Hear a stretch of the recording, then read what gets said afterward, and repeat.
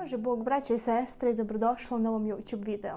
Moje ime je Hadži Teodora i u današnjem videu želim da pričam o tome šta je manastir.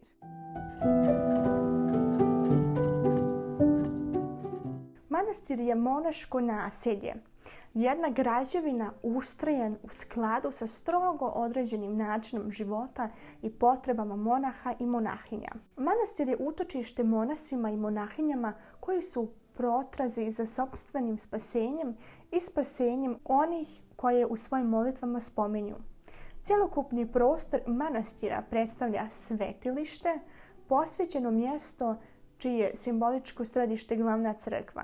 Prvi manastiri, to znači život u zajednici, nastali su u 4. stoljeću. Karakteristika način života u manastiru jeste da se monasi odricaju svega ovozemaljskog, novac, brak, imovina itd. I da svoj život posvete kompletno Bogu. Sada nešto više o arhitekturi manastira. Manastir predstavlja složenu cjelinu u kojoj dominantno mjesto pripada glavnoj crkvenoj građevini. Prostor manastira najčešće je organizovan u obliku nepravilnog četvorougla koji je obrazuje manastirska ograda. Ona može biti izvedena od drveta ili zidana sa kulama ili bez njih i ima dvojaku namjenu da štiti unutrašnjost manastira i razdvoji posvećeni prostor od spoljašnjeg. Duž unutrašnje strane manastirskih zidina nalaze se monaške ćelije, palate za crkvene dostojanstvenike i vladara, kuhinje, ostavlje, radionice, a i ponekad i biblioteka, stranoprimljenica i bolnica.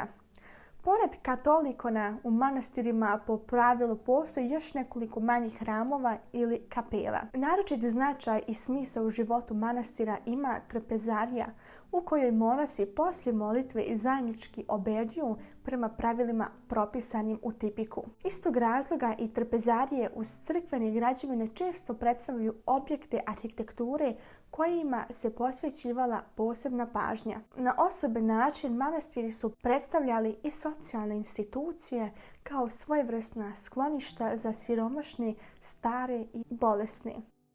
Sada o istoriji manastira. Jedan od prvih, a mnogi smatraju ga prvim hrišćanskim manastirom je manastir Svete Katarine koji je podignut između 548. i 565. godine na Sinaju.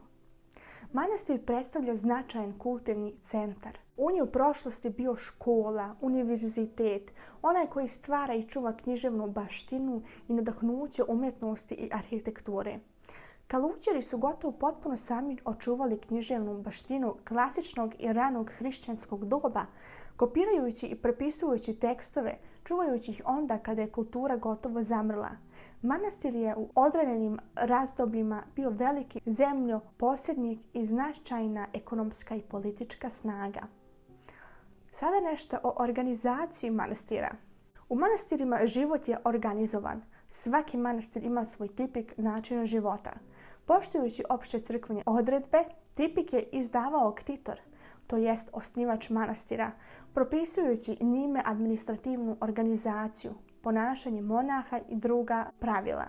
U pojedinim manastirima kao posebna cjelina postoje i liturgijski tipik kojim je bio određen redoslijed bogosluženja. Svaki manastir ima starješinu, to jest igumana, a pojedini monasi sa različitim titulama obavezni su da brinu o crkvi, trpezariji, riznici, arhivi i drugim sadržajima manastira. Ovo je bio prvi dio o tome šta je manastir.